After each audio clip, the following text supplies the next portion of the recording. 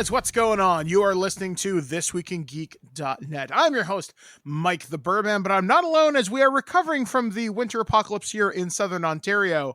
I'm joined from the lovely city of Kitchener. Alex, the producer, who has been sleepy because, my God, it's this weird, wet, but also freezing cold weather. You know what? It wasn't bad for a couple of days. Now, as we talked about on last week's show, we had a major snow event last Friday on the 3rd, and you'd think the municipality or the city where you live would have things kind of cleaned up. So imagine my surprise last Thursday when I went out for a drive in my wheelchair. I went down to the park, I played some Pokemon, and I went down to Walmart, which is something that I do all the time. You guys see my pictures and my TikToks, whatever. And I went down and I went down the right side of the street. Fine, no problem, cool. I even did some little bit of exploring. So I'm coming home and I go down the left side of the street because that's the side that the park happens to be on. I'm thinking, all right, cool. Well, if one side of the road's plowed, the other one is just as heavily trafficked. Tons of people go on it. If not more, because it goes to a park. Yeah, exactly. If not more, fine, whatever. Imagine my frigging horror when my wheelchair got stuck in the ice. And I almost got stuck in the mud. Luckily, I was able to get enough traction to get myself backed up. And I got stuck. I had to call the city where I live here in Guelph. And I actually have a friend who's on city council, my friend Aaron, because I know they live pretty close to me. I'm like, yo, I'm in some trouble right now. Help. So they came down with a shovel and were able to bail me out. Now, I did call the city, and it took them about a half hour to show up to come bail me out, whereas Aaron was there in like 10 minutes. And if you want to know more about this, I posted on the newspaper that I work with. I've shared it on social a bunch of times. So that was horrifying. And you know that traditionally, and even in my city here, we have the same issues, and even larger cities. If you have a city of over 100,000 people or more, this shouldn't be an issue, but it still is. Yeah, and it's weird. And that the traditional thought on it, or if not unspoken word, has always been, well, then if you're disabled, you should just stay home till it's cleared. Yeah, and it's like till it's naturally cleared, and it's like, so you're saying that if you're disabled, you don't get to go outside? Pretty much. And there was a woman that I encountered on my ride. She was at the bottom of the hill and she was in a walker and she was very frail. And there was one point where I couldn't get past her, but she was waiting for the bus. So I'm like, ma'am, if you don't want to move, I don't mind waiting with you. I don't mind. I don't want you to move. I get it. But she's like, no, it's fine. So I'm like, okay, are you sure?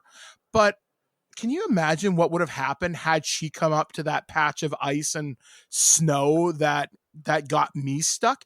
And I actually had someone say absolutely harrowing for her. Oh yeah. And then I had somebody ask me, so we cleared most of the ice and snow. Can you just drive over the rest of this ice? I'm like, no, because if I veer into the mud, guess who's calling the fire department? I'll give you a hint. It's not me. And then guess who gets to have an article featured directly about them in the newspaper? Like, it was just like one of those things. It was just such a mess. And they got to get out of the mentality of thinking good enough for an able-bodied person is not okay for somebody who can't maneuver. Yeah. Like, and I found out via if you can maneuver around it, think about this. If it adds 20% or even 50% more of a stress level for somebody who's able-bodied, that's multiplied exponentially for somebody who isn't. Yeah, like it's just one of those things, like just ugh. And then, although my week wasn't all bad, in fact, I did something really, really, really awesome, and then I'll throw it over to you, Alex. So I was working on a story for the newspaper this week, and it's about this program called Pick Up the Tab, and it's where people gather pop tabs for wheelchairs. And it takes about 2.5 million pop tabs to get one wheelchair. So the Legion, the Allura branch, I think it was 229, teamed up with Sleeman Breweries to do this thing here with the Guelph Storm called Pick Up the Tab. There was a guy in his 80s who gathered over 124 pounds of tabs. Took him 3 years to do it. His name was JJ, and then a school got over 120, and then a local business got over 200 pounds of Oh, tabs. 200 pounds of tabs, Yeah. not 200. No. I think JJ's total, I think his was over 200,000 when it was counted out. I remember my school back in the day used to do it was pop tabs and Yep. then milk bag tabs. For anybody who doesn't know what that is in the States, you've already heard probably that in Ontario and some other provinces we get bags of milk, which is 1.25 liter bags of milk or so inside of a larger bag, and sealing that up is a bread tab basically. Yep. Same thing almost that you get with a loaf of bread, just a slightly different color, usually white. And our school used to collect them, and I think took them like 3 or 4 years, and they collected like 100 pounds of them. Because you get a lot less than obviously with pop tabs, and I always wondered what they do with them. I guess it's recycling, or do they match, or does like the milk company or the bread company or the pop companies go, hey, you collected this many, we're gonna match a certain amount of dollarage or something? I know with the pop tabs, they took them to some metal foundry and they did something with them. I didn't quite catch the entire process when I was there. It can't be more than like $50 worth of metal. Yeah. But I think a lot of times those companies like Coca-Cola or somebody, the way it's pennies to them when they give like, so much money, but they know it takes a long time for somebody to collect that many, so they're not having to pay out that often. But it's a great publicity stunt for them, right? When they do pay out. So yeah, it keeps a lot of these things from hitting the garbage bins anyway. Yeah, so it was really awesome just to see this process happen. And then I got to meet the founder of Canada's third largest brewer. I met John Sleeman there. And I talked with him. Sleeman's really the third largest now? Yep. It is Japanese owned, but it was founded in Guelph in 1988. And I got to hang out with John Sleeman for like half an hour or more, just talking with him.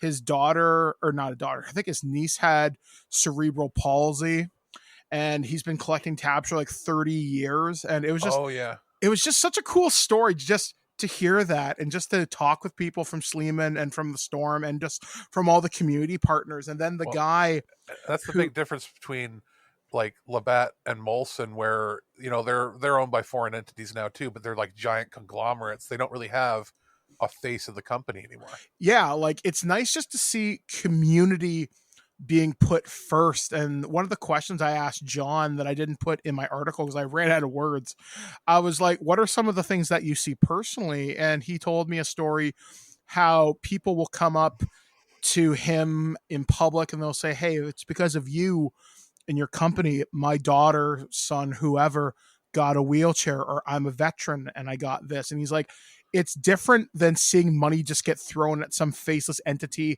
that's, we're going to do research for XYZ, whatever.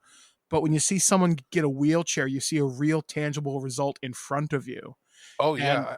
I think our charity thing we used to do when I was in Cub Scouts, we would do the same thing, bread tabs, all that sort of stuff.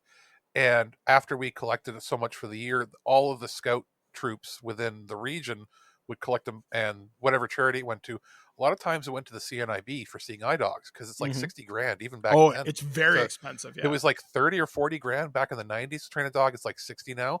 And what they would do is they would bring in one of the newest trainees that had just finished training to introduce, be like, this dog was trained because of what you guys and girls did, and it's going to so and so, and they'd actually get permission to name the person, and they've been trained on the bus and all. It's like, oh wow, so the kids would get to see, hey, all of your Apple Day sales and all that sort of stuff, all the donations. Some of it went obviously to Scouts Canada, for fundraising for the programs for, because I was one of those kids too, where we couldn't always afford our dues. Scouts Canada has a charity to get kids into the program where, they'll fund half of your dues or whatever, right? And then the rest of it would go to a local charity, usually CNIB or something through like the Shriners or Lions Club or whatever. And it's so much better when you get to see where the money's actually going. Yeah, like it was very cool just to see this process happen, just to know that I get to tell this story. So look for that article at some point in the next couple of days, hopefully. Oh yeah. So yeah, other than that, that's been my week. And oh yeah, side note, I'm sidelined for the next week because of complications with my leg. I literally can't go outside for a couple days, although I'm Yeah. going to the doctor's tomorrow to Well, hopefully avoid the hospital. I was going to say, not to scare anybody, this isn't like a deathly thing right now, but it's something you got to watch to make sure nothing bad happens. Yeah, like it's serious, but thanks to my sister-in-law, who's a nurse practitioner, she's like, you're doing the right thing. You're doing all the proper wound care, but take care of this now. So that's my life. The weird complications that can arise from being an amputee, basically. Exactly. So, Alex, what have you been doing? Well, I haven't injured myself like that. I did end up tweaking my back a little bit when I had to go to the doctors to pick up some tax forms and stuff because, when you're disabled, you need to get forms signed for things and yada, yada. Picked up my forms and I was like, I'm going to go to the movies. My brother's going to meet me after work. We went to see Cocaine Bear. On my way, my body decided to slip on the slush.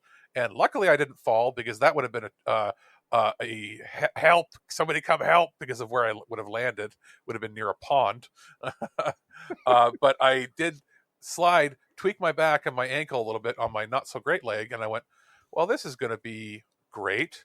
So I was like halfway between the movie theater and the doctor's office, which is in the same plaza, but it's one of those gigantic plazas where it takes like 15 minutes to walk across.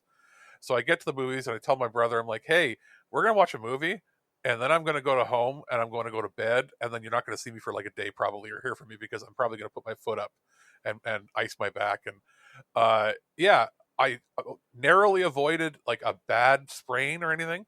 So it took a few days to recover. Luckily I had Tylenols, but that was my injury for the week because, screw the bad weather.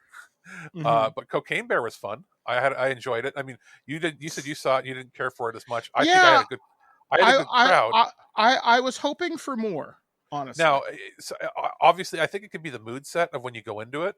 I went into it in a happy-go-lucky mood, minus the back pain, and I had a really good crowd that was like into it, not laughing at the right moments, and then going along with it.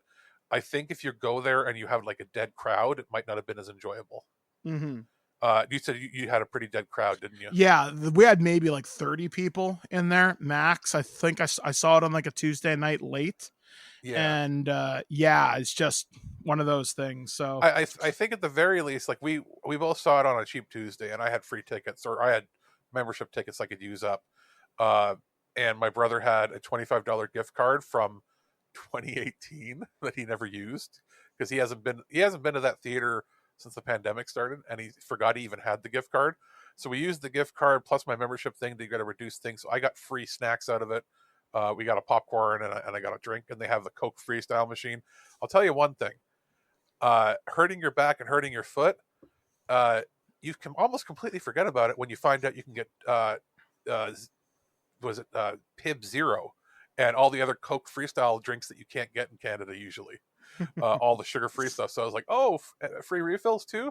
Don't mind if I do. So I had a good time that way. I would say it's worth streaming when it comes out. If you're not going to see it now, it's obviously going to be out of theaters within a week or so. I would think it might be an okay double feature for a crappy day when you're watching it when it hits Netflix or something. Yeah, that's kind of how I feel for it. Like, it's worth the stream for sure. But it's just like, I wouldn't go out of your way to see it. No, if it hits like your discount theater and you can see it for like $5 and you have good friends to go with, great. Otherwise, nah. My brother enjoyed it now, and I'm happy for him. That was the first movie he's seen in theaters since 2019. Oh wow. Because as soon as 2020 hit, he didn't go, or, when the pandemic hit. Yeah. So like, I think it was almost a better experience because it was us brothers getting to go see something again for the first time in 3 years. Mm-hmm. So that probably added to my experience overall. I was just so happy that he was willing to come, and he goes, actually, it's a lot cleaner here. There's not a lot of people. I'm like, yeah, dude. He was still paranoid of having like a lot of people there, right? And I'm like, no, dude, just go on an early showing on a Tuesday to a movie nobody wants to see, and you're good. So I think this is going to start up our brother movie dates again that we used to do, every month or every other month. So that'll be good for you. Yeah, we're planning on probably seeing that one that looks like John Wick but World War II. Mm-hmm. You see, I forget the name of it. It's that is it a Swedish movie or something? Where it's like guy finds gold or something, and then the Nazis come after him, and he has to beat them up. I know the one you're like talking about. Yeah. Yeah, where he throws a grenade at them and they blows up in their face and stuff. Like, it looks ridiculous. We're probably going to go see that. And we're going to go see The Machine, which is The Machine looks amazing. See, if you don't know what it's based on, like you need to hear the comedy bit first. Well, Andreas and I watch the podcast that he's on every week, like, and we talk about it. So, like, we know the whole story, and we know how ridiculous it is, and how much of this is going to be made up. Like, we know the real story, and then we know how much is going to be bullshit, and it's going to have lots of cameos by stand-up comedians that we've seen. And I mean, to play his dad, who better than Mark Hamill, right? So we're going to go see that. But other than that, it's been sort of a dry movie month, if you notice. Like, not a lot of really good stuff. Some stuff's coming up. I do plan on seeing,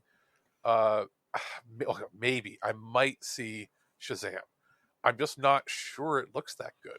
I want to see Shazam and D&D. I just need to get over this whole healing thing. Yeah, and I almost feel like that might be a double Tuesday discount day kind of thing. That's not a bad lineup, actually. If you went to the early show, that's not bad. Like see like the noon or 1 o'clock show on a Tuesday, or even like the 10 in the morning, just get done and over with, and then see like a 1 or 4 in the afternoon. Get them done, get home, and you don't have to worry about it. Then if they're not great, they're not great. But I do want to see John Wick. I'm going to take my mom to see that, I think. Yeah. Because I took her to see John Wick 2 and 3. And she was like, she's not somebody who likes gory movies. She loves the John Wick movies because they're just so smooth, right? Mm-hmm. So I'll take her to see that. It's like a belated birthday present at some point. And then we're already entering into like blockbusters, because we know that April is when they start blockbuster movies now instead of May. Yeah. So we'll see what's coming. That's pretty much been my week overall. Other than like I caught up on all my gaming stuff. I completed pretty much everything that was in my backlog. I got a couple review stuff on things I'm working on that I think are embargoed still, so I can't necessarily talk about them. But I've been catching up on some movie stuff. We just watched, I guess, the finale of Last of Us. We'll probably talk about that at some point, right? We're going to do a prototype. Yep. And then we're still watching Star Trek. Speaking of, I think you might have got it as well, but Strange New Worlds Blu-ray just came out. Or not for everybody, but for press at least. I haven't gotten my copy. It'll probably be here like tomorrow. I got a Steelbook copy from Canada, and I think you're getting yours too, because we were told we're both getting them. Yeah. So. And like an hour before our recording right now, I received a copy from the American division. Oh. So of the regular edition. I'm going to see what's different, because it looks like there might be some differences in features. Oh. I'm going to assume it's probably going to be just like English and French and maybe something different, but I'll double check and we'll see from there, because I don't remember requesting it, but sometimes the American division sends me stuff because I've reviewed a couple other things for them. Mm-hmm. So we will see. Now, what's interesting here, this is the first set that's going to be getting a 4K edition. The 4K edition is coming out a month later. So we'll probably be doing a second review, which I don't mind, because I'm interested to see what Star Trek TV looks like in 4K. Yeah, so we definitely be talking about that. That'll probably be something you do, because you've got the better TV. So yeah, well, especially since you have the same TV, especially since it's a good show. That always helps. But that's basically been my week. It's just been plans and things, and then holed up in bed, and the same, basically. Yeah, more or less. So anyway, guys, we got a lot of stuff to talk about today. Alex is going to be editing the show today, so we're not quite sure what reviews are going to be in there. I know I've got something from our friends over at Hasbro. It could be a Transformer. It could be something for the upcoming D&D movie. I don't know. We'll see what he picks today. And then Alex will throw in whatever mystery grab bag of reviews that he's allowed to talk about this because week. I have to double check what I'm allowed to talk about. And one of our stories we're going to be talking about today, we are going to be talking about The Last of Us, because this story just got updated in the last couple of minutes. So don't worry about it, guys. It's really good news. So we will be talking about all that and more. So Alex, take it away with whatever review is going to go right here, right now. Our friends over at CBS Paramount Pictures sent a review copy of Star Trek Strange New Worlds Season 1 on Blu-ray. Now, this is available both in Steelbook and standard editions. The main difference, obviously, being one is Steelbook and the other's not like there's other features. It's just, if you like to have the Steelbook collector's case, that is available to you. As far as features are considered, there's little featurettes on the production of the season, as well as a gag reel, which I found pretty funny. As there's also deleted scenes, which are always interesting to see why they were cut. There wasn't anything in particular that I felt needed to be included. Now, this is a show that is both streaming, and then in Canada, it's on Space Art. Oh, it's not Space, CTV Sci-Fi, now that they've changed their name. There's also audio commentary on some of the episodes, so that's worth checking out. This is, we've talked briefly about it on our Future Imperfect podcast, that it is, for the most part, the best, in our opinion, new Star Trek since 2004, since basically Enterprise ended. This is, and I think it's becoming more universally thought of as that. So it was good to sit back and rewatch. I know that in the future there is a 4K copy coming of this, and I'd be very interested to see that. So we'll see if we end up getting a review copy of that, because that will be, 4K, first time that a TV show for Star Trek's been available in 4K with HDR tone mapping. But as it stands, the video quality here is pristine. It's obviously better than watching it on TV and on streaming, because you're getting about 3 times to 4 times the data rate. So way less compression, less banding. The color really pops.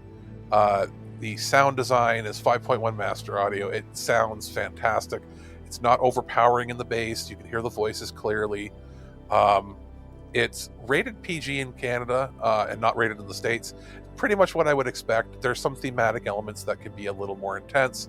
We have done episode by episode reviews of this, so you probably, if you've gone back and listened, and if you haven't, the summary is we liked most of them. There's some sciencey issues here where even the technobabble isn't as up to snuff as we would have liked, but overall the tone and feel is pretty darn good. They found a good mix between the new Trek style of the J.J. Abrams stuff, as well as homaging the classics, and having episodes focus on individual characters, so we start caring about the crew instead of just one singular person, as we've had our biggest complaints with Discovery and in the first 2 seasons of Picard. This is, in my mind, the best Trek has been in years. It's worth picking up if you're somebody who doesn't watch it regularly, either on cable in Canada or through streaming means in the rest of the world, and you're a Trek fan. You've been maybe on the fence because you weren't a big fan of some of the movies or the more recent Trek shows. This is the one to get you back into it, by far. It is the best Trek in years. I would have liked maybe a few more featurettes on there, but I think it's pretty solid for a first season release. And I'd like to see how it looks in 4K, but as it stands as a 1080p Blu-ray release, this is one of the best looking Treks out there, and one of the best Trek shows as far as content is concerned, acting, writing, all around fantastic show. Please check it out. The Prime Minister of Sweden visited Washington today, and my tiny little nipples went to France. Gossip, rumors, panic in the streets. We're lucky. This Week in Geek News. Welcome back to ThisWeekInGeek.net. I'm Mike the Birdman. He's Alex the producer. And, well, we're going to start things off with breaking news, although not really. By the time you hear this, it'll be like Tuesday. But anyway, so this story comes courtesy of Variety.com.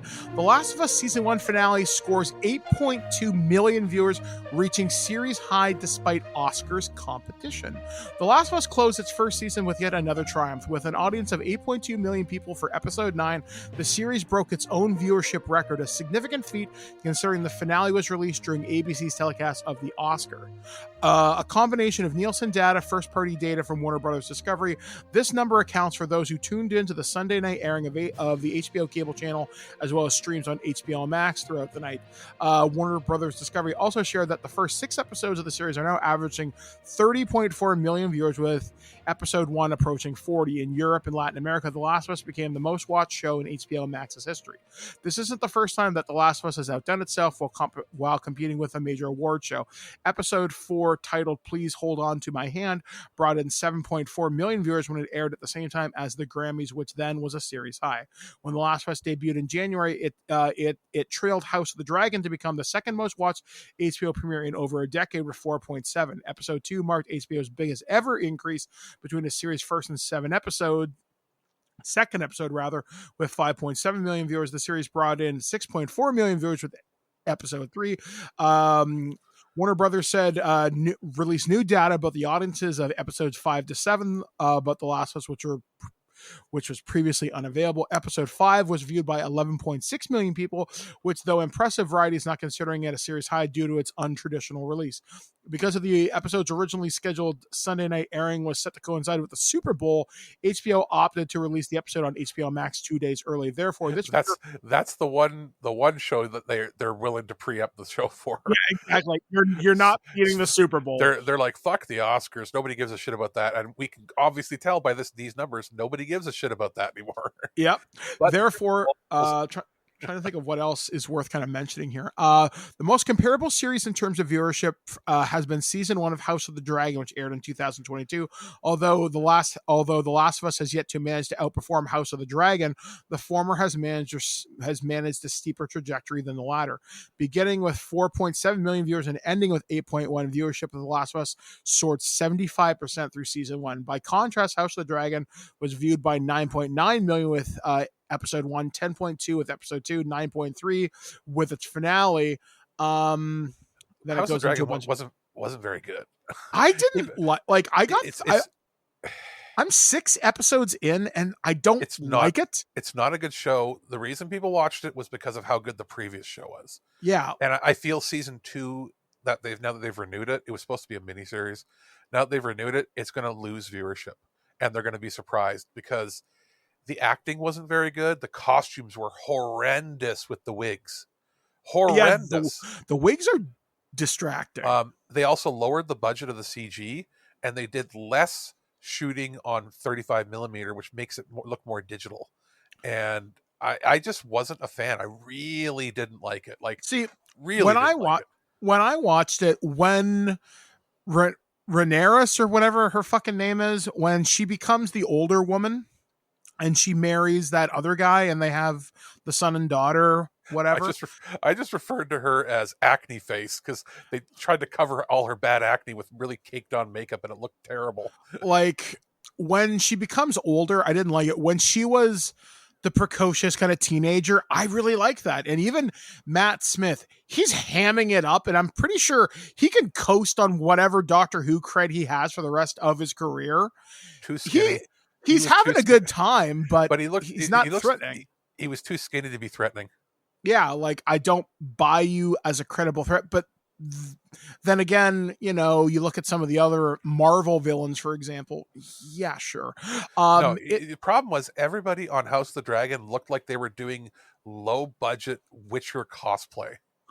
Yeah, I mean, the only other person that I really liked in that show was the Old King. I liked him. I liked the guy who was known as the Crab person or whatever his thing was. I don't even remember. It's so bad that I don't remember the names. The guy who was the uncle, the black dude, he was yeah. Him I really liked. And I liked the wife who was the Rhaenyra's friend. I really liked her. Yeah. But other than that, just I don't care. And my wife is bugging me to finish the show. I'm like, yeah, sure, I will, but it's not Game of Thrones season 1 good. It's just not. No, whereas the best comparison I can give for The Last of Us is the viewership increases. It's very rare for a show to increase episode by episode, let alone season by season or anything. It's on the trajectory of the original Game of Thrones and The Sopranos. Yeah. Now, they won't hit Sopranos numbers. Sopranos was hitting 18 million on pay cable by the end of it. Now, that won't happen because people are, well, it could, because people move to streaming on there, right? But piracy is higher, yada, yada, yada. More people were watching linear TV the day of when The Sopranos ended. And there was all that existed when The Sopranos ended was like the first year, I think, of Netflix existing as a streaming service, maybe the second year. So it might have even been the first year, because what was that, 2007? 2007. Something like that. I don't even know if Netflix had launched as a pure streaming service yet. So when it happened, people are still spending $20 a month on HBO, right? So I don't know if you're going to hit 18 million, That's like, and if somebody wants to say, oh, well, it's happened on cable before with The Walking Dead, that's basic cable. That's where everybody gets it as part of a package. Remember, HBO, back in the day, you had to pay for it completely separate, an additional $12 to $20. So you probably won't hit that. But if you look at the numbers of Game of Thrones, when the show began, it was at like 3 million, I think. And when the show ended, didn't they hit like 12 or 14? Which is insane for the streaming age. Mm-hmm. So there's only going to be, let's be real, there's only going to be 2, maybe 3 seasons. Like they only have 1 more season's worth of like story to go with, really. Well, I've been listening to some interviews, and Neil Druckmann and Craig Mazin have said that there's obviously a season 2, but they might split it season or The Last of Us Part 2 into 2 seasons, which kind of does make sense. And it depends on how many episodes they do. If they stick to like 8 or 9, you can do it. Yeah. If they do the traditional 10 episodes, depending on how they speed through it, I'll tell you right now, if they split it and they start the show and more than half of it's with Abby, they're going to lose 90% of their audience. Yeah, it's going to be interesting to see how it happens, because I'm actually replaying through The Last of Us Part 2 right now because of last night. I'm going through it again just to refresh my kind of memory. Just be careful, because that game will crash like a motherfucker and erase your save file on the PS5. I'm about a quarter of the way through it in one night. I got to, now this was happening with the disc version. I don't know if its digital version would be different. I would assume it's better. The disc version would corrupt your data on the PS5 when you got to the second time you're visiting the aquarium.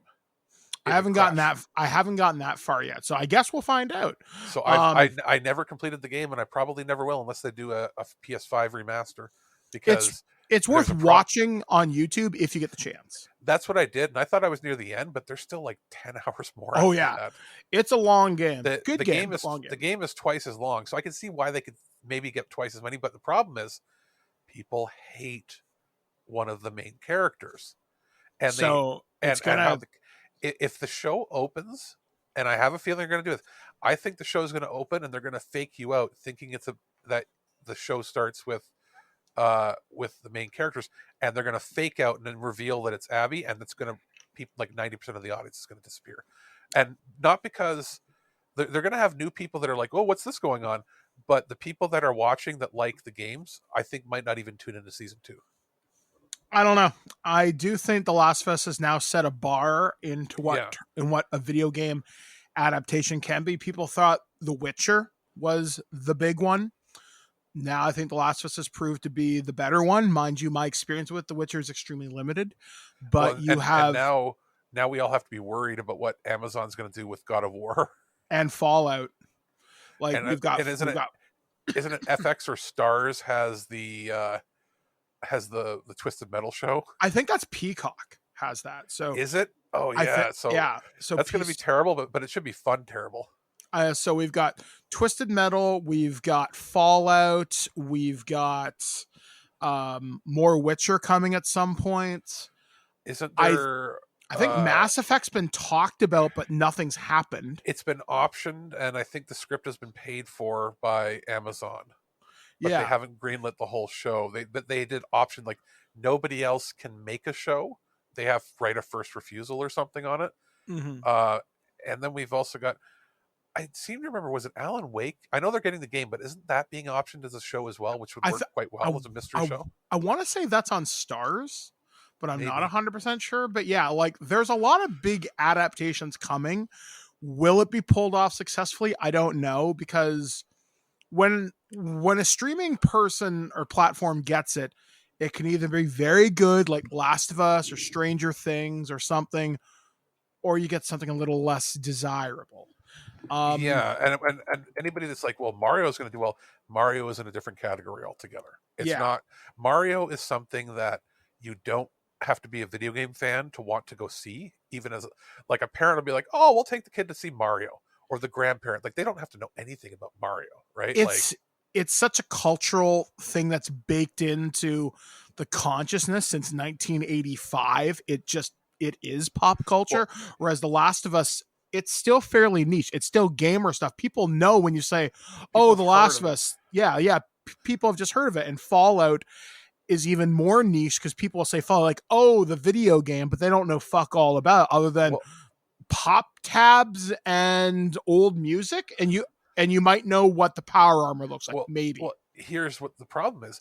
The Last of Us, people might actually get confused with The Walking Dead, like just the way it sounds and the premise of it. And the same thing with Fallout, people might get that confused with BioShock, because I think similar ideas. So here's a list actually of every show that's been greenlit that's in production right now. Okay. And there's a lot more than you'd expect. A Plague Tale, which I'm going to assume, I don't know how. Well, I guess it's fairly easy to do. You just film it in Eastern Europe, right? Alan Wake, Assassin's Creed. I forget who's got that, but that is something we worked on.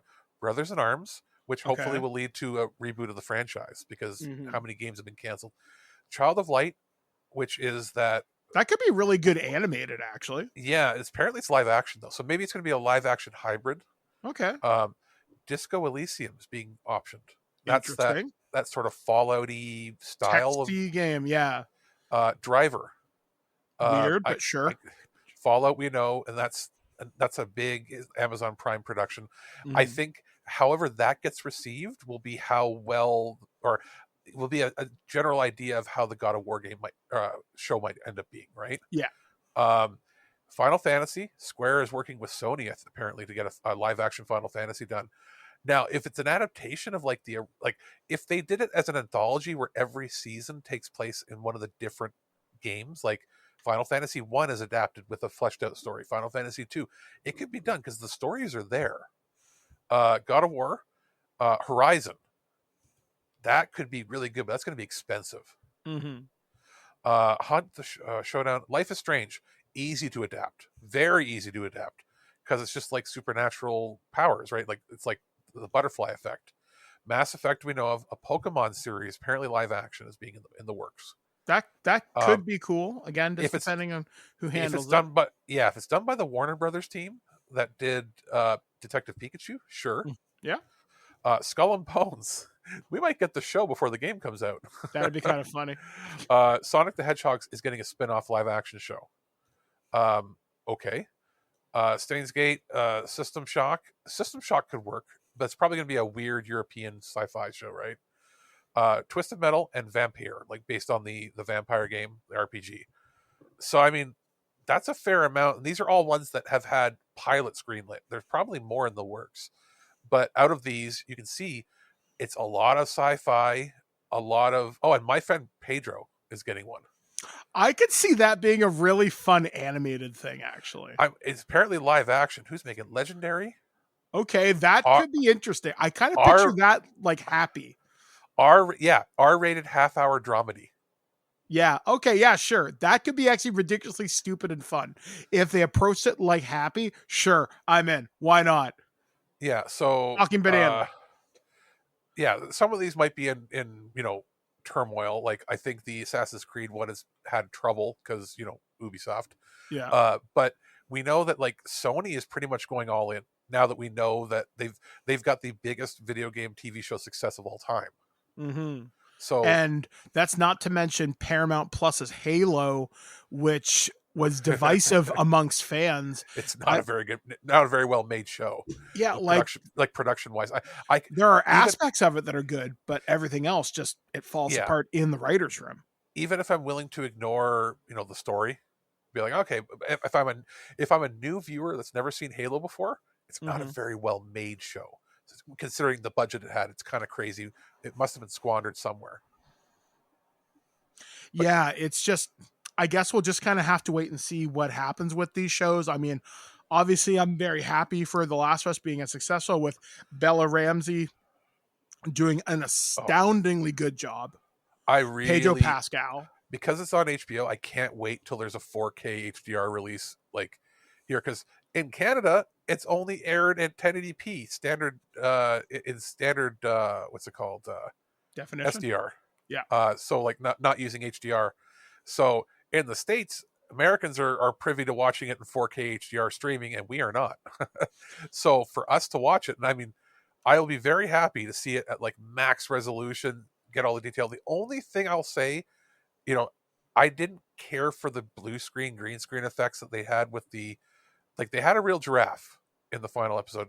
Mhm. Spoiler, they have that because anybody that's played the game, they feed the giraffes. The part where they're standing there looking out at the greenery around them, it looked real fake and real rushed, and everything else looked really good in the show. So that one shot, I was like, oof, that looks rough, but maybe it'll look better, with HDR and everything. Ultimately, I think the future looks bright for a lot of video game adaptations. I think there's definitely a very large career in front of Bella Ramsey. Pedro Pascal is everybody's in love with him, and rightly so. And one little funny anecdote: the show ended, and I flipped over to be like, "Oh, let's see what's on the Oscars," and he was presenting an award right then. There's a picture going around Facebook and Twitter right now where it's him in the Oscar crowd, and he just points at the camera, going, "Hi," because his show ended, and it was timed perfectly. His show ended, and he was immediately on TV presenting an award at the Oscars. So anybody that finished, it's probably not planned that way, but anybody that finished watching the watching the show and was like, "Oh, let's see what's on the Oscars," and it's him. You just can't escape the Pascalverse. Well, all right, so he's got he's got 2 shows on TV at the same time. Yeah. Because the Mandalorian's on, I forgot. That was on the same weeks, the last few weeks, right? So, yeah, dude's on fire. He really is. All right, so coming up to our next story this week, this one comes courtesy of superherohype.com, but been reported by multiple outlets. John Bernthal's The Punisher will return in Daredevil Born Again. Frank Castle is coming home to the MCU via The Hollywood Reporter. John Bernthal is set to reprise his role as Frank Castle, a.k.a. The Punisher, in the upcoming series Daredevil Born Again. It will be Bernthal's first appearance as Castle since 2019. Bernthal made his debut in the role during the second season of Daredevil in 2016. He proved to be such a popular addition that Netflix ordered a pair of Netflix spin-off series that ran for 2 seasons. Much like his comic book counterpart, Castle was a military veteran who lost his family in a violent attack. As for the Punisher, he took his war on crime to the next level and eradicated anyone standing in his way. This news makes Bernthal the third actor from the former Marvel Netflix series to reprise his role. Charlie Cox and Vincent D'Onofrio will have already returned as Matt Murdock in Daredevil, aka Wilson Fisk and Kingpin, respectively. Both Cox and D'Onofrio will appear in Echo later this year, which may set the stage for Born Again. However, The Hollywood Reporter notes that Deborah Ann Wolfe and Eldon Hansen are not expected to return as Karen Page and Foggy Nelson, but it's unclear if the roles are being recast or if they've simply been written out of the series. They might be tied to other shows at this point, right? Because you never know what contracts they have. Yeah, so the article finally finishes by saying Daredevil Born Again will begin filming in New York later this month, and it is expected to premiere on Disney Plus next year. I hope they bring back those 2 characters, because Deborah Ann Wolfe was wonderful as characters. Maybe as cameos, even if they're working on other shows, they might be able to get away for a week to film something. Yeah. But the reason he's back, and the singular reason, they were unsure, was at the last minute, CBS / what's it called, Showtime, canceled his show that he had on there. I forgot he was starring in a TV remake of that Richard Gere movie from the 70s, American Gigolo. And that show apparently got good reviews, but nobody watched it, so they canceled it. But they weren't sure until the last minute if the show was going to get picked up for a season 2. So show's not picked up for season 2, and bam, he's back in as the Punisher. He wanted to do it. It's just, he had to wait to see if his contract was going to get renewed with CBS or not. Yeah, I mean, the Marvel shows, they're starting to slow down, but the quality is getting better in certain ways. Loki season 2 should be fairly good. There is a teaser at the end of Ant-Man and the Wasp Quantumania that ties into season 2. They're in the 1920s tracking down one of the Kang variants, who may or may not be a good one. That's what they're hinting at, that he may be somebody who's willing to help stop the others. Yeah, basically, from what I understand, that one is, by the way, spoilers if you haven't seen this movie. It's been out for over a month. I'm sorry. It's been out for a month, and the spoiler does not pertain to the movie. Yeah, it's basically, he's a variant called Victor Timely, who is the one that everybody may have, that may be the Alpha Kang where everybody came from, and just that's where everything diverges, and he's the guy who tries to stop everything. Yeah, where he's not inherently evil, but the evil's inside of him. Yeah, exactly. So I'm looking forward to a lot of stuff on Disney this year. Like Loki, I low-key remember saying I don't care, and then I was very wrong. I do need to go back and finish Miss Marvel, because I am looking forward to the Marvels later this year, because I do really like Kamala Khan. I really didn't like that portrayal. I hot take, I liked the portrayal in the Avengers game more than I liked the portrayal on TV. Okay, but that's just me. Fair. And what I feel bad is, I feel like if I say that, I'm considered racist or something, because that seems like what online the discourse is. If you don't like the show, you're racist. It's like, no, I don't like the show because I don't like how it was written. No, I don't like. Not that I don't like the show because of it's a different Muslim race girl, Muslim girl. I was like, no, that has nothing to do with it. The show is not for me. It's written for little children, and it's not written very well, in my opinion.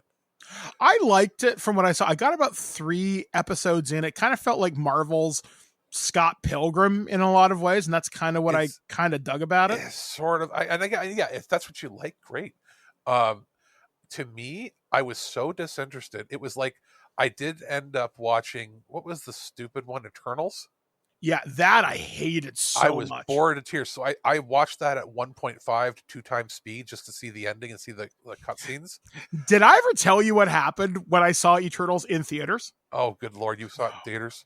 Okay, so I saw Eternals in theaters, and it's just after the scene where Gilgamesh and Athena and Icar, all these assholes, they're having dinner and they're talking about who's going to be the next Captain America and who's going to lead the Avengers. And they go outside, and I didn't mean for it to come out as loud as it did, because you know me, Alex. Did you just yell, "Get fucked"? No, I was like, oh my God, can something fucking happen?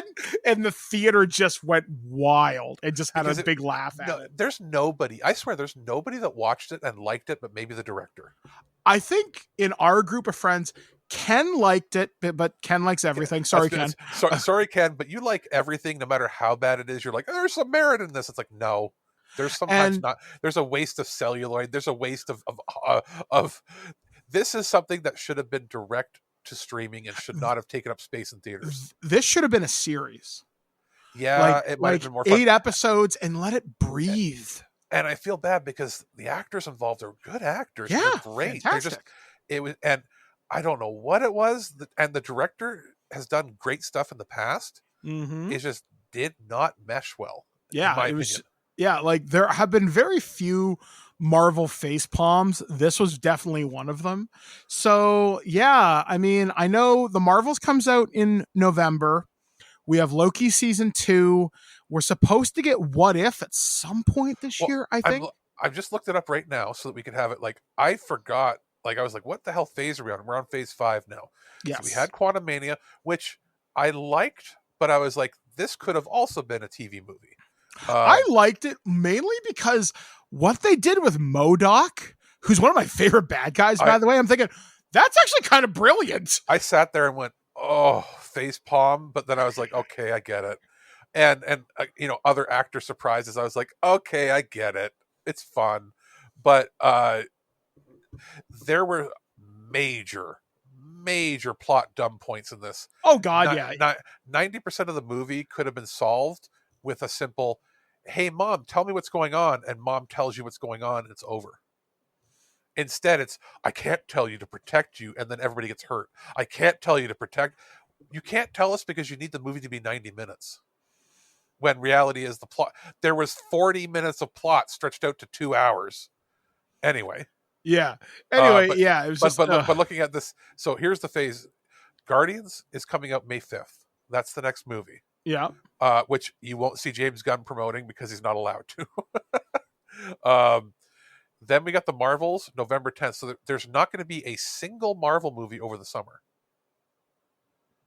Yeah, because they moved it to November. Yeah, you're right. Yep.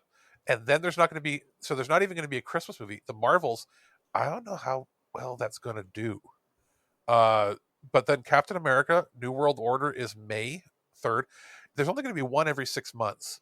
Then Thunderbolts a full 3 months later, and then Blade in September. So there's going to be some gaps, but that is interesting because they haven't announced when the TV shows are releasing. So I'm going to assume after Guardians, we're going to have Marvel show after Marvel show after Marvel shows building up to November, because Secret Invasion is supposed to come first, 6 episodes. Oh, I forgot about Secret Invasion and Armor Wars and Ironheart. So yeah. Secret Invasion is early 2023, it says, meaning it has to be sometime in the next month or two. I'm going to assume they announce it right when Mandalorian ends. Well, probably. They want to have something going every single week of the year that brings you in. Loki is 6 episodes. It says mid. So I'm assuming Secret Invasion is probably going to be sometime April or May. Sometime to coincide with Guardians. Loki's going to be like June or July.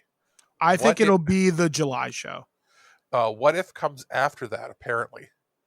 We haven't even seen a trailer for it yet, and I think it's one of the shows that Marvel said they were pushing back to 2024. It might be because it's a cartoon. Yeah. Ironheart is sometime in the summer to early fall, it says. That got pushed back for sure. So that, Echo, Agatha Covenant of Chaos is late 2023, early 2024, and Daredevil Born Again. So if I had to guess, we're going to get, if they've pushed things, if they've had to push things around, I would guess Secret Invasion is June and Loki is July or August. And then we'll get Ironheart in the fall to winter, somewhere around there. Yeah, I don't think we're going to see Ironheart till first quarter 2024. That's my prediction right now. And it's also going to depend, because we're looking at this in a bubble, right? We're looking at it from, like, not including the fact that Disney Plus shows other things, right? Yeah. But looking at what's coming from them, Ahsoka is coming late 2023. Yeah. Almost everything says late 2023. Ironheart, Secret Invasion. So I think Loki's going to come earlier than expected, because Ahsoka is coming late in the year. Yeah, I think Ahsoka will be the Christmas show. And that's what I'm going to predict. Ahsoka, and maybe it says Ironheart and Echo are both late, is what they're predicting. Star Wars Skeleton Crew is 2023, it says, but who knows? I'm going to predict that something big. I'm going to guess Ironheart will be Super Bowl next year. You think so? I really do, because Disney needs something to hit right before the financial quarter ends. They want eyes on their network. They're going to build most of their marketing at the end of Christmas, leading in the Super Bowl, taking advantage of every NFL playoff game to sell eyes on it.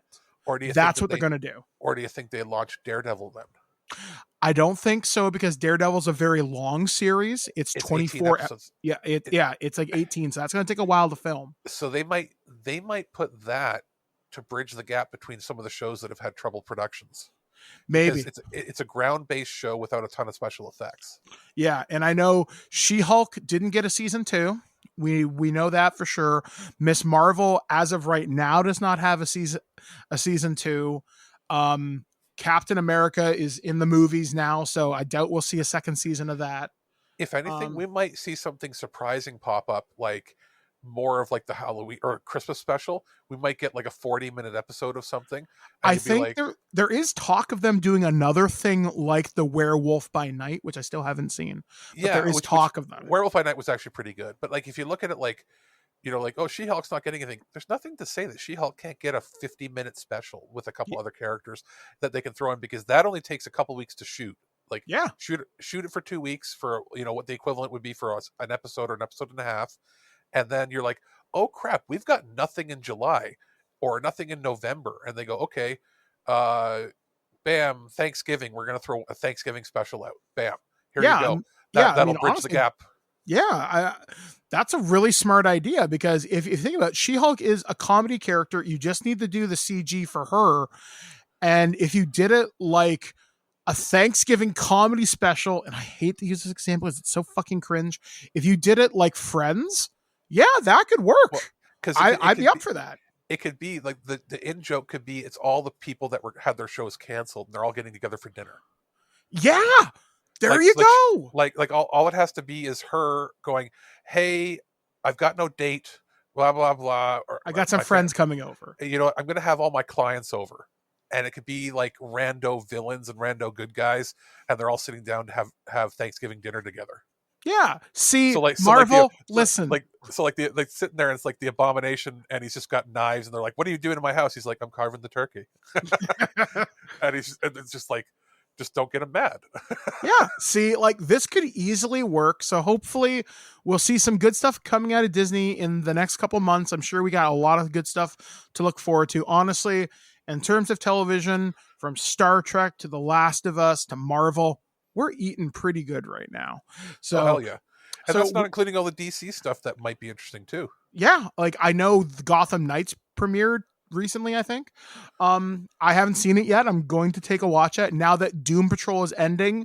That's my summer show that I'm just going to blitz through. I think you're gonna be profoundly moved by how good that show is. Yeah, like I'm looking forward to doing that. I'm going to do at some point next year, my tour through the Guggenverse or whatever the fuck it is, the Arrowverse. I'm just going to do a whole spiel through it and see what happens. To be honest, there's certain ones I'd say I can make you a watch list. There's certain seasons that are good, like Flash seasons 1 to 4, Arrow seasons 2 and like 4 or 6. It's one of those shows where you skip every other season.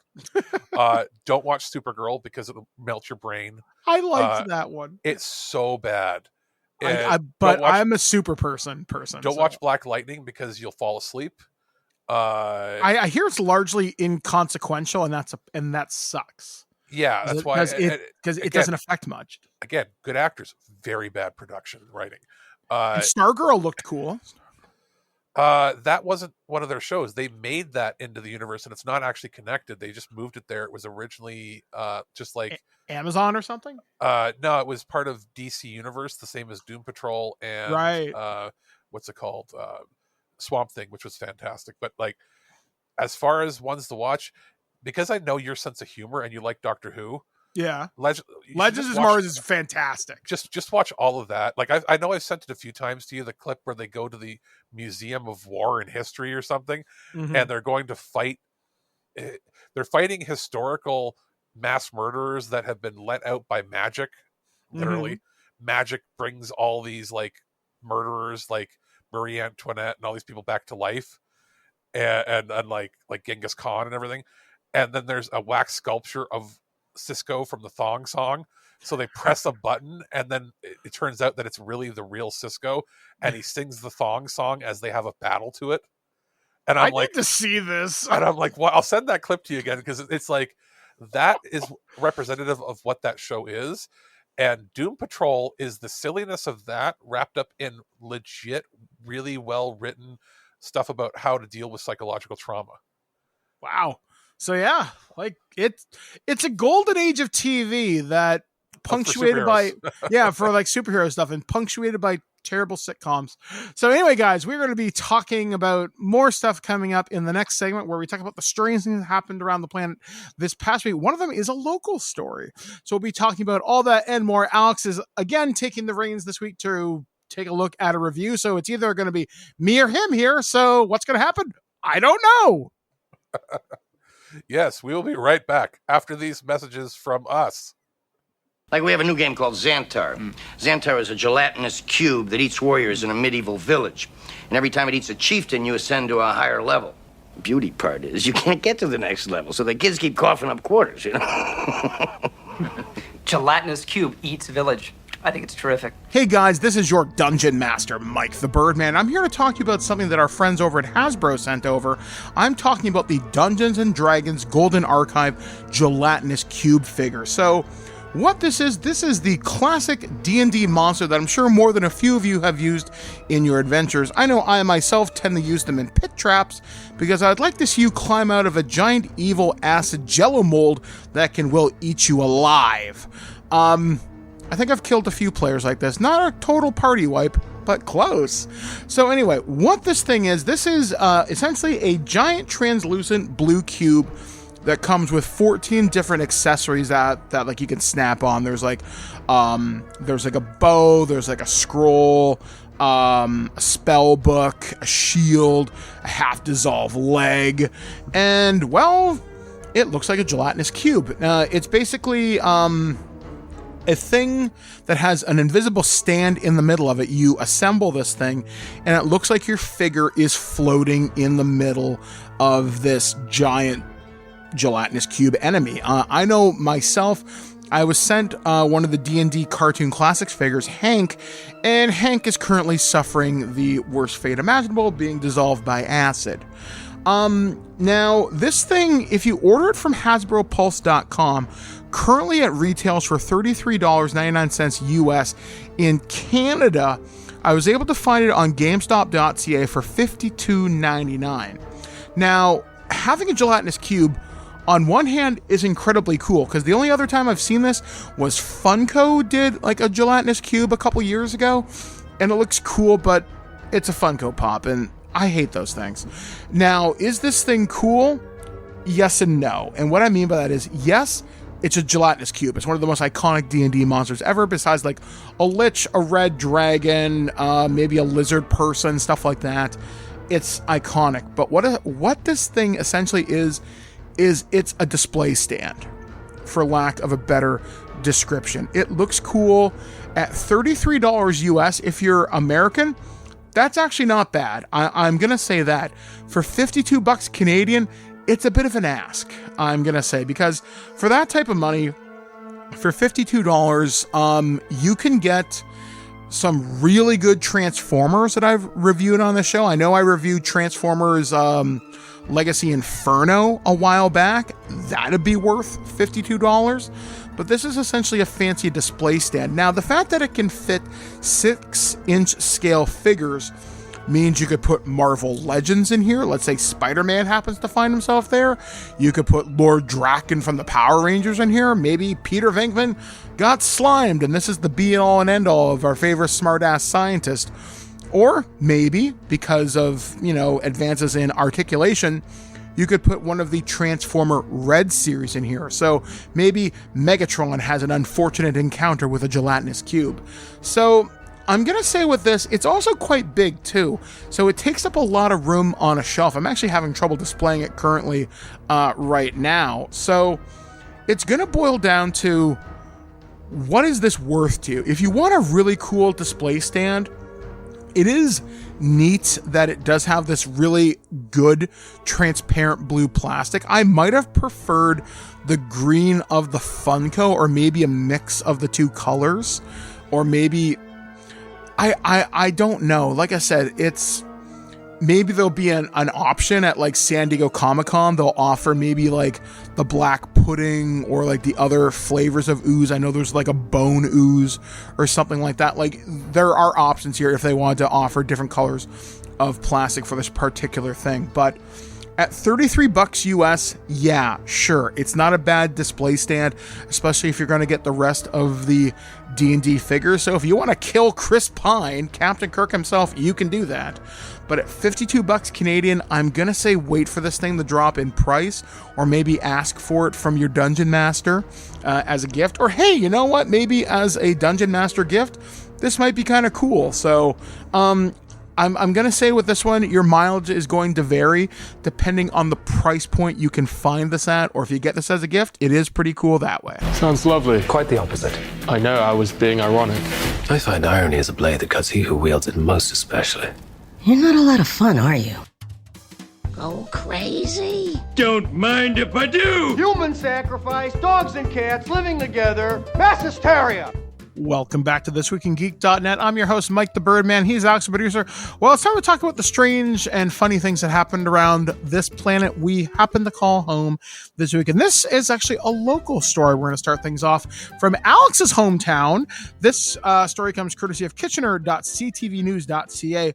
Thieves steal $250,000 worth of toothpaste from a storage lot near Guelph, Ontario, which is where I live.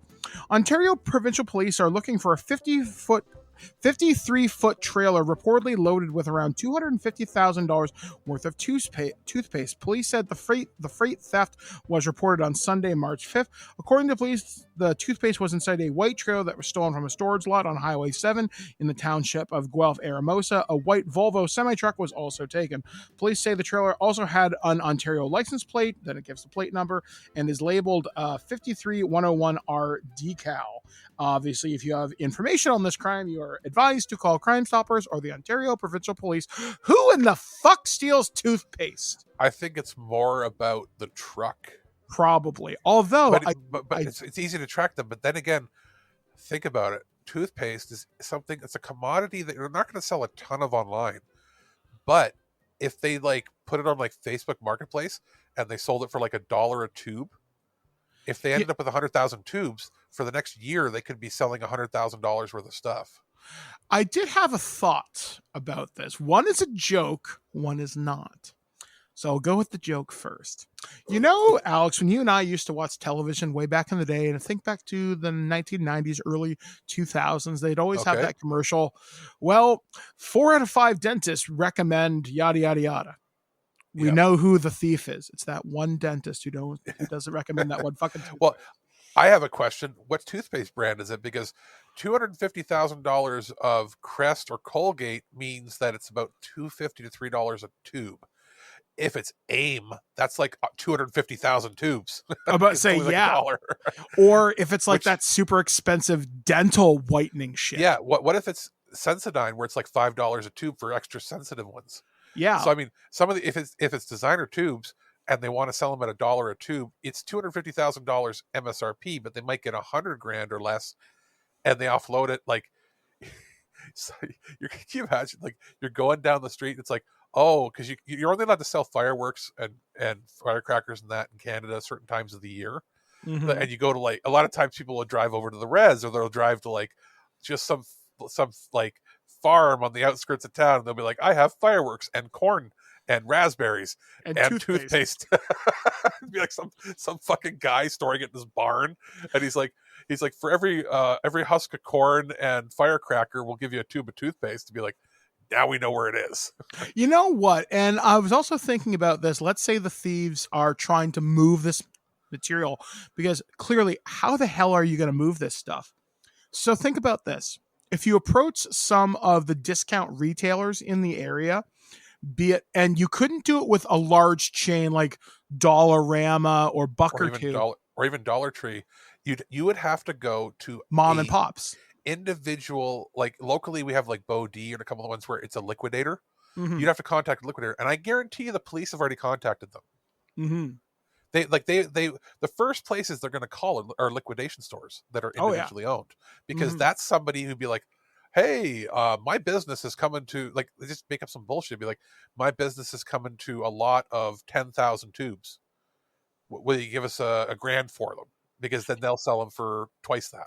Yeah, well, or maybe eBay, maybe Amazon, but then you're paying shipping things. It's going to sound bad, but where you're going to want to look to, way up north in the northern communities, where the cost of toothpaste and other commodities is very expensive. We're like, here it could be $2.99 a tube. It might be $9.99 way up north, and that's why, because of how scarce it is to get things like through the ice roads and that. Mm-hmm. And right now is when the ice roads are melting, so you do your last run up there, right, where they're dropping stuff off. If they were to drive up there and offload it to a local, like, mom and pop grocery store in the middle of nowhere, not necessarily on a reserve, but even just in a northern community, they might go, we'll give it to you for half the price, and they can, sell it to the people there for half the price they usually would. You might not know about this. Like, the police might not find out till the next year when the ice roads start up again. Yeah, like, and if not that, one other thing you could do, I mean, I'm going to give these criminals the benefit of the doubt for right now, and I know that's probably not a That good is thing. The weirdest thing I think you've ever heard you say. I'm going to give these criminals the benefit of the doubt.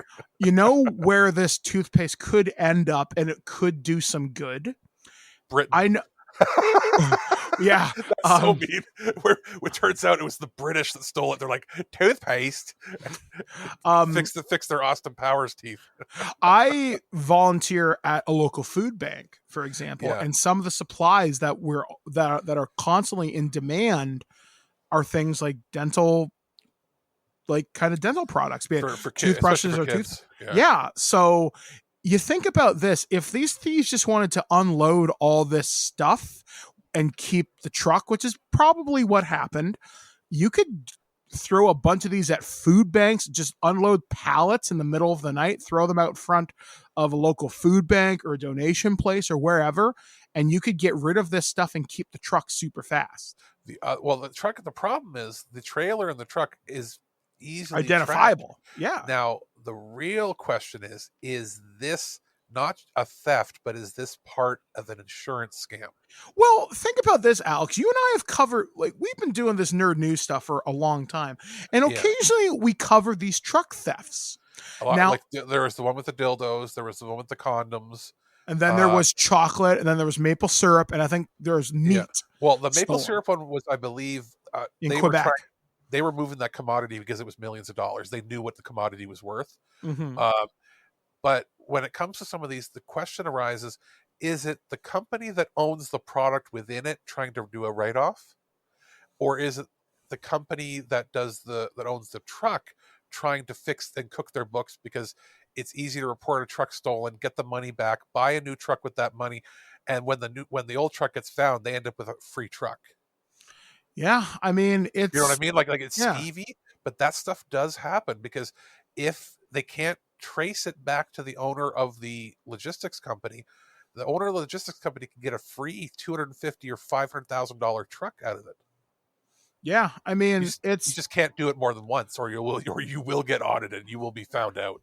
Yeah, like it's a once in a lifetime thing for them, but that once in a lifetime thing, especially after the pandemic, might mean the difference between their company staying afloat or not. So that they're willing to take that kind of a risk. So there's going to be like probably RCMP investigating because this is. I would hope so. It's something that's probably going to be transported across the provincial line, and when that happens, then the RCMP gets involved because it's considered trafficking of goods across provinces. Yeah, so I guess we'll just have to wait and see what happens. If there is any follow up to the story, we will definitely let you know. And then this last story, Alex found, and this actually got me thinking about other things in the world. So this one comes courtesy of BuzzFeedNews.com. Chuck E. Cheese still uses floppy disks to make its rodent mascot dance, at least for now. Until 2019, believe it or not, the U.S. nuclear weapons program ran on 8-inch floppy disks. As of today, there are still quite a few technologies that rely on floppies. Boeing 747 jets, part of the San Francisco public transit system, and a slightly less concerning but no less amusing note, the performing animatronic creatures at Chuck E. Cheese restaurants. In a recent viral TikTok, a Chuck E. Cheese employee shows off the winter 2023 floppy disk sent from corporate headquarters. The TikToker demonstrates how he loads the 3.5-inch disk from a large computer server in order to relay the data to the latest song and dance routine for the robotic animals. This kind of retro tech has captivated the internet. In 2008, a collector programmed the erstwhile showbiz pizza chain's animatronic band, the Rockafire Explosion, to sing current songs like Love in This Club by Usher. The result is somewhat deep in the uncanny valley. Today, there's a robust adult fandom dedicated to Chuck E. Cheese, which has launched in 1977, purchased by the Showbiz Pizza Company in 1985. The current corporate entity that owns Chuck E. Cheese has been known since 2020 as CEC Entertainment, LLC. Collectors build and restore their animatronics sets at home. On eBay, there's a lot of vintage Chuck E. Cheese memorabilia, both toys, shirts, as well as stuff that only an employee could have obtained, including old costume, parts of the robots. One eBay seller, Kevin Pfeiffer, told BuzzFeed News his large collection is available for sale as a result of his longtime fandom. It was the main birthday event of choice for many years. Over 600 Chuck E. Cheese locations worldwide, fewer than 50 restaurants still have the quarter-century-old Studio C layout of the animatronics that still uses these floppy disks. Other restaurants that have a version of the show that uses contemporary tech, while some have no animatronics at all. Ars Technica actually has a story about the Chuck E. Cheese floppy disk uses, but with a little bit more kind of breakdown on it. And then the article just kind of goes on like this. I've always been remarkably curious to go to a Chuck E. Cheese, and I think we had one here locally up until a couple of years ago. There was a new one that opened up in Cambridge 7 or 8 years ago, and I think it closed during the pandemic. Chuck E. Cheese, I had a few tokens from there way back. I never actually went to one, The other chain was Wally World, and I don't remember if that was an East Coast thing only, but we had one up here too. Then we had a local thing here called Kids World, which was just same idea but on a smaller scale, just actually on Victoria Road between our two cities. We took my brother there for his birthday a few times. Same thing, token redemption, pizza and all, just no mascot. Now the animatronics, like if you're wondering, the music is not on the floppy disk because the floppy could only hold like a MIDI files, right? What it is they would be sent, likely at this point, digital music, either on a CD or probably, literally MP3s or something. They're popping into the sound system. But the actual animatronics routine, like it'll be like a binary routine coded in some program from 20 years ago that they're using an emulator for. So it's running on DOS or whatever, right? So they're literally pumping probably into a DOS box emulator, and they're reading it off of a floppy because that's, the program is less than a megabyte. So what's interesting is that this means that they're buying, it's not new old stock. There is one or two companies still making floppy disks for business use. Once that stops, their business is screwed unless they convert. The only other businesses I know of in Canada that are using that still, other than some military things that have backups that way. When you're driving on the highway, the weigh stations for all of the trucks, a lot of them are using like Pentium 1 computers or 486s that just run the weighing stations for weighing truckloads. And they'll have a brand new thin client or laptop or whatever that connects to the internet to do all their day-to-day operations, security and everything. But the actual physical weighing of the trucks and everything is still almost all across Canada and the States recorded onto floppy disks from like 486s and Pentium 1s. So there's actually a few companies out there that their specialty is making new old computers that work with internal floppy disks natively without having to configure anything. So, I mean, it's a thing. Who knows how much longer this can go on?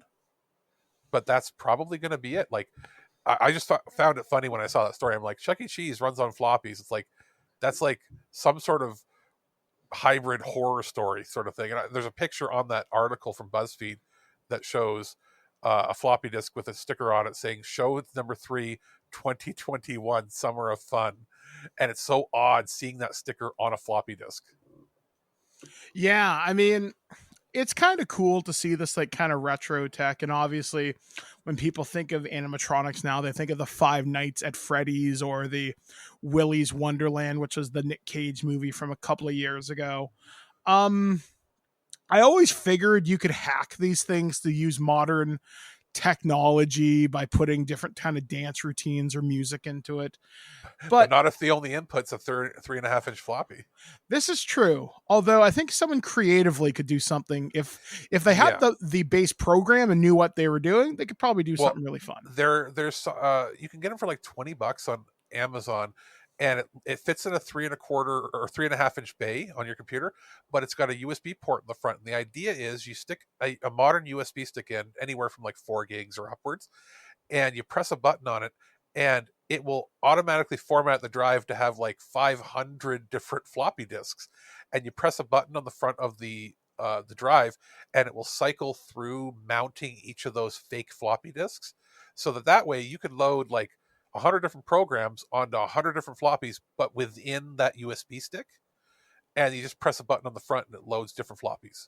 And it'll still be the same speed as a floppy drive, but that's a way that some companies have gotten around. They may still have to read from a floppy disk, but you're not stuck with magnetic hardware then. You can use non-volatile flash. So there, you could use you can stick like an SD card in sort of thing, and it will emulate a flash or a floppy drive. So there are ways around it, but a lot of these companies, they're hitting the point now where it's time that they have to change, because there's like one company making floppy drives. That's it in the entire world. And if that Chinese factory shuts down, or let's say we sanction China and they can't export to us, these businesses are screwed. It is still a wish to go to a Chuck E. Cheese, and obviously it would look a little strange now.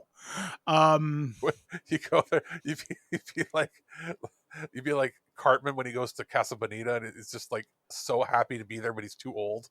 Yeah, exactly. That's exactly the thing is. I mean, like, it's a little different when older people go to Disneyland, which is kind of funny. Yeah, you look like a creep. I'm sorry, you just kind of do when you go by yourself. Let me see. Use my location. I'm going to see where the closest one is. There's one in Mississauga, and there's two. There's two in Mississauga. That's it for all of Ontario. We'll have to find a way to go. I would say no. I'd say instead save your money and go to Dave & Buster's because they have those here now. Dave & Buster's is just Chuck E. Cheese for adults. I actually went the last time I went to a Dave & Buster's. I was with my friend Paige, and we had a fantastic time. We played. This is when it was new. We played Terminator Salvation and the Rambo game with those giant light guns, and you had to slap in the clip. In like 09, 010, something like that. Yeah, that was such a fantastic day. They've also expanded because like the difference is instead of animatronic puppets and only kids games, you get much better arcade games, and a lot of times it has like a Bellator or UFC kind of fight going on at Dave & Buster's, so you can see more entertaining things for adults.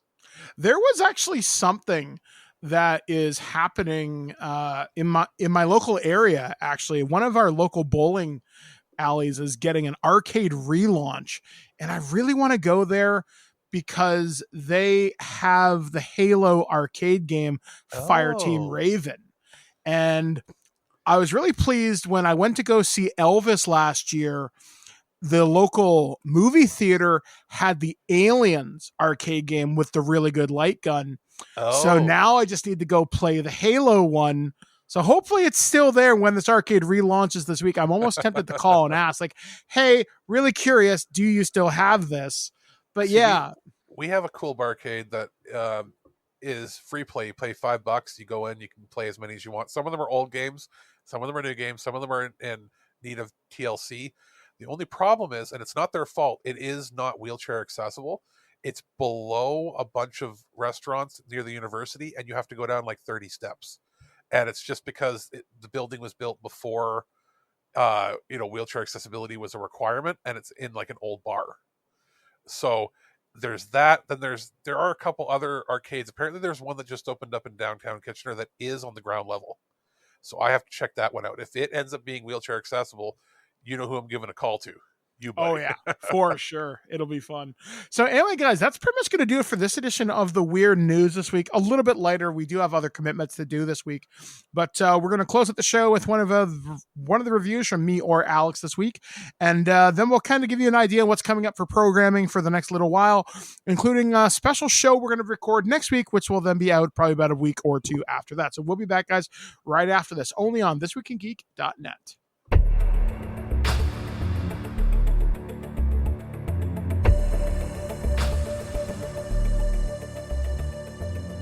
It's time for another review of a Legend of Heroes game. This is Trails to Azure, which is the sequel to the last Crossbell game that we covered earlier, which was Trails to... what was it? Trails from Zero. That's right. I get them a little confused because some of them sound very similar, but we very recently, I guess a few months back actually, maybe just before Christmas, maybe a month or two before, or maybe it's already been 6 months, it's hard to tell anymore, we covered Trails from Zero. These were two of the titles that were not released in North America. They had fan translations if you were into that scene back in the day, and this was sort of a case where I believe that they licensed the fan translations and then had people touch them up and make them, even more professional feeling and put them out. The only downside to this game is similar to the last one is they did not get any of the English voice actors who voiced characters in the last several games come on board to redub everything into English. So it is in Japanese. Luckily, there's a fast forward mode you can skip through because I find that there's a lot of dialogue here. The fun is mostly in the gameplay. The story is, a lot of the stuff that's happening here, we sort of get summarized in the other Trails games that came after because these characters, this is what happened in between Trails of Cold Steel and Trails in the Sky. somewhere it's wedged in between there. Some of it's happening parallel, some of it's happening slightly before or after other titles. But if you've played Trails of Cold Steel 3 and 4, all these characters get reintroduced into it, and their stories have already been completed by that point. So we're now getting the missing stories, essentially. And then moving forward, when we get after Trails of Azure, we're going to get Trails, I forget what the next two are, but when we get them, they're going to be the story that sort of combines everybody and finishes off the main storyline that we've been playing through the last, 3, 7, 9 games, I think. Maybe there's the 10th side story that we haven't had, but we're going to have everything summarized. So this is the last one that we're catching up on before we're slowly closing the gap on what the Japanese releases are. If you've played Trails from Zero, it's more of the same, basically the same engine, slightly better graphics, maybe slightly better audio, slightly refined, a little better battle system. It's everything that you might have liked from the previous game, but more, and also it shows you the transition even more so from this into Trails of Cold Steel, where we went with a much newer looking graphical engine. Still looks good, especially if you're playing this game on a screen where you're far enough away where it doesn't look too shocking or anything. I played it on PS4. This is a title that was originally made for portable graphics, but it has had an HD upgrade, so it looks pretty darn good overall. There's a better pacing overall in the story compared to the previous game. The storyline is still fantastic, and obviously you get more out of it the more games you've played in the series. The combat was slightly improved. There's been some quality of life tweaks as far as load times, obviously, the ability to fast forward through things, skip things. Overall, that helps speed up the monotony that can happen when you're having to grind at certain points. There's some voice acting issues with even the Japanese voices, where sometimes I found it seems like somebody's talking that shouldn't be talking yet, but then they talk later on, but then no voice comes. So they might have had some pacing issues there. Music is really good, but there's not a ton in here, not as much as we're used to in other ones. And obviously at this point, we're seeing the tail end of what these graphics with this engine could have done. So I'm happy that we're now caught up, and the next game is actually going to be using an even different engine, because I believe it's the first or second game designed specifically for PS4/PS5 combined graphics. So if you've been looking to finish off the Crossbell story, now is the time. It's reasonably priced. You get a good amount of solid RPG gameplay, decent story. Biggest misses are not having an English dub in it, unfortunately. I wish they did, but you can't have everything. I know that the next games in the series probably will. So if you're somebody on the fence about this and you're like, hey, I wish it had English, the actual text dialogue is well translated, so you can read at your own leisure and speed through and not have to listen to people talking. If that maybe is annoying to you, I don't really have a problem with it. Just would have been nice, obviously, to have English. But solid RPG release. I'm glad that we're now sort of caught up. The West is caught up to maybe being only a game or two behind, which is a lot better than being several games behind like we were in the past. Worth picking up if you've got it. PlayStation's going to run it no problem. If you've got other platforms that you want to play it on, check it out. But the Crossbell duology is finally out. Those magnificent bastards! Color me kooky, but something very odd is going on around here. You're not allowed to talk anymore. And that's the kind of show it has been here on ThisWeekInGeek.net this past week. Again, thank you for joining us over the last 16 years. Or is it 17 now? Either way. It's 16-ish. It's old enough to drive. Let's just say that. We've had obviously a fantastic time putting together the show for you this week. As of this recording, it is March break here in Canada. So some of you will be traveling, or if you're going to the US or wherever you guys are out there, please be safe if you happen to be traveling with your families. If you happen to be in college, I think reading week has already gone by, which means if you're in the States, term's coming up. Yeah, reading week is in February, I think. In the States, though, I think spring break coincides with this. Either it's happening right now or it's happening next week for them. Yeah, so either way, guys, be safe out there. We do expect you to come back and listen to us and not while you're in the hospital, which is where I hope I don't end up after all this. We expect it's mandatory. It's mandatory fun. You must listen or pay the piper. I don't know where I was going with this, but you must listen. Yes. So things that are going to be coming up. Alex has a bunch of shows in the editing queue right now that will be appearing. I know we've talked about a couple of these over the last few weeks, but it's just a matter of getting them up. They are recorded and done, so he'll get those up on the site really soon. I shall be editing. My March break is going to be editing about 4 or 5 shows that we previously recorded to get them in the queue, as well as getting the next several weeks worth of Earth vs. Super prepared as well. In addition to that, we will be recording a very special loose cannon with our friend Enrique Couto, who is from the Freddy's Nightmare podcast. We're going to be talking about Theodore Rex and the Pre-Hysteria movie series. So we'll be talking with that. Really, Aaron already made a comment. He goes, "Was this put in theaters? This seems weird. What's going on?" I was like, "You're talking about Pre-Hysteria, aren't you?" And I'm like, "Yeah, it went to theaters like in Canada, I think, in some limited countries, just not in the States." And the same thing goes for Theodore Rex. Theodore Rex was like a $40 million movie that got pulled from America and went to direct to video there. Yet in Canada, it had a wide release, and I saw it in theaters. I remember seeing the poster for it. Yeah, I saw it in theaters. It went wide release everywhere in the world except America. So Americans half of them don't even know it exists. And the other half are like, "Oh, it was a direct-to-video movie." It's like, no. That was theatrical. It's just bombed. Yeah, you just never saw it. I did. I saw it, and it is an experience. It's like, what? Especially when you find it, it's like, it was direct to video. It's like, well, no, it wasn't. You can tell it wasn't because it's too expensive looking. So we'll be talking about that. It'll be me, Aaron, and Enrique. We'll be talking about that next week at some point.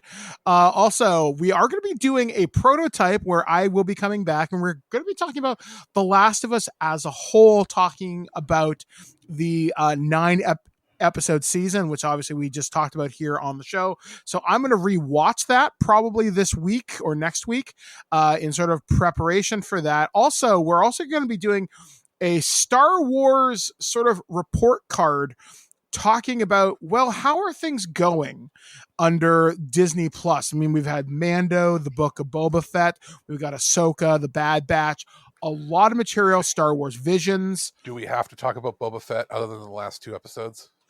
There are some things to talk in there from canon, but I think there's some interesting. I'm not going to rewatch everything, but we're going to talk about it. I can help you skip that because 90% of it is just the main character making ridiculously stupid faces and looking old.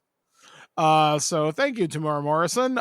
So we will be talking. I don't want to be mean to him, but it's just like it's like, it's not ageism to say you've aged out of the role.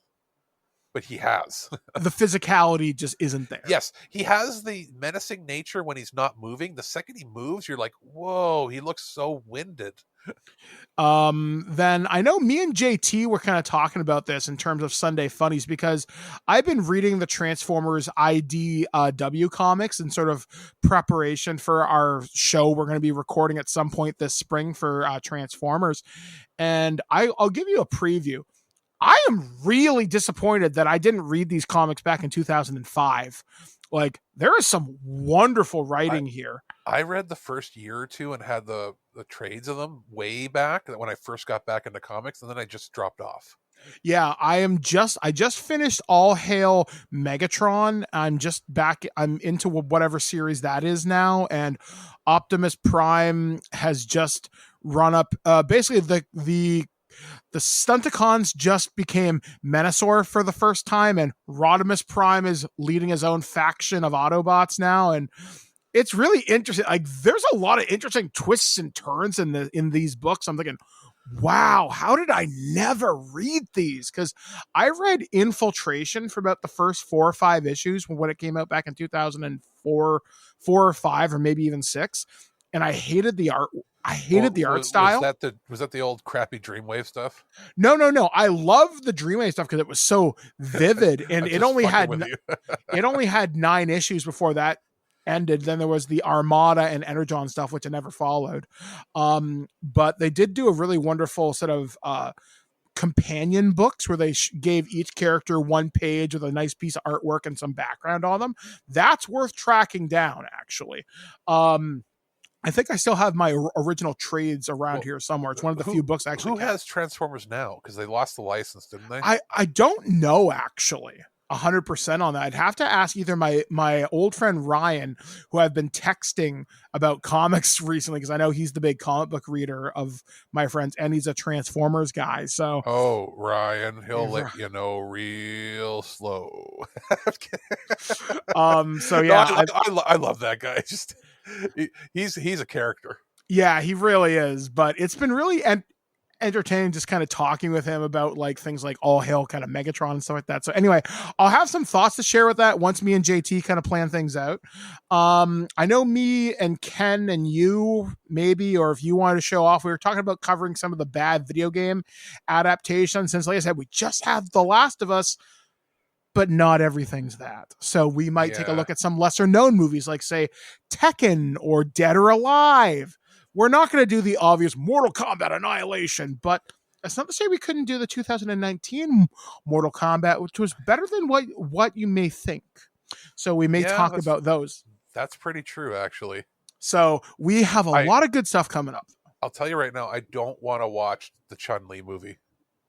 I watched it once. I think I might have it on Blu-ray, but I'm not sure. I would watch it again. You mean Racism, the movie where everybody's the wrong race?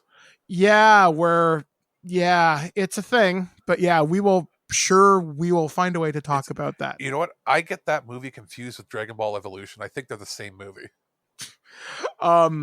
In Geeku, which they call him at one point in that movie. So yeah, we will have. They call him Geeku? That's what somebody tries to make fun of him. They call him Geeku, and instead of Goku and Grandpa Gohan, it's a thing. It's a thing. Okay. So anyway, we will find a way to talk about all this and more right here on ThisWeekInGeek.net. So we're going to sign off. So stay tuned. We'll have some more Future Imperfects coming up. I know we're going to be. We were talking about time travel movies at one point. We were kind of preparing those, and we're going to talk about some other new things because Star Trek Picard is about halfway done its season, I think now. We'll be halfway by the time this week is over. Yep. So we will be catching up on that. Strange New Worlds. We got a 4K review coming up on that. Yes, and which, by the way, after this week, we'll be halfway through Picard. That's when we should record another episode.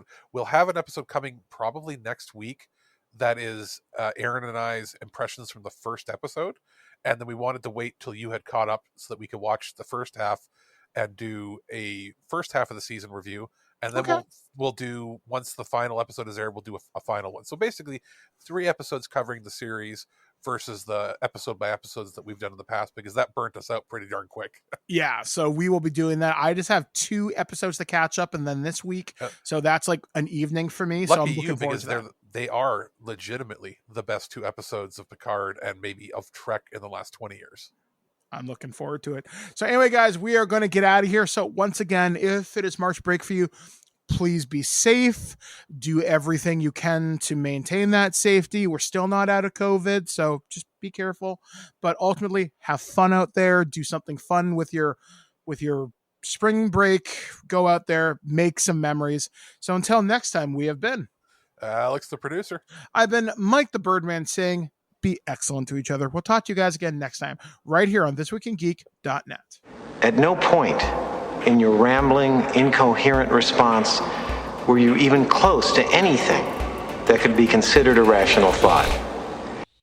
Thanks for listening to this episode of This Week in Geek. Hungry for more? Check out our website at ThisWeekInGeek.net. You can subscribe to the podcast, browse our Twitter and Instagram, and leave your thoughts on today's topics. If you'd like to give us some feedback, send us an email at feedback@thisweekingeek.net. Tune in next time, and remember, lower your shields and surrender your listenership. We would be honored if you would join us. Thank you for your cooperation. Good night.